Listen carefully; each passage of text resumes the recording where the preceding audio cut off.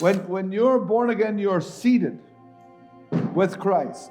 So if you're seated with Christ in that heavenly realm, and you are living here on this earth, can you see that you have two different places that you're operating from?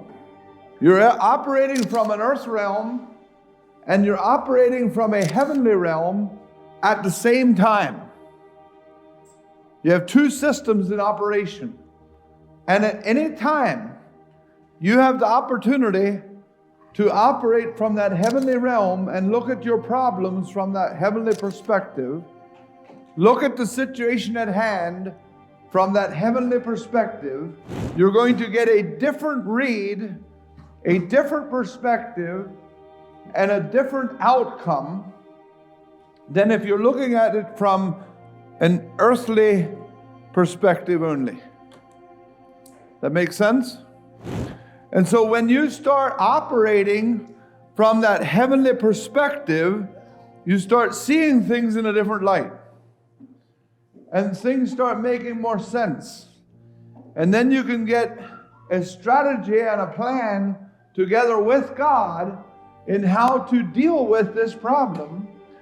And then you still have to deal with it on an earthly level. Right?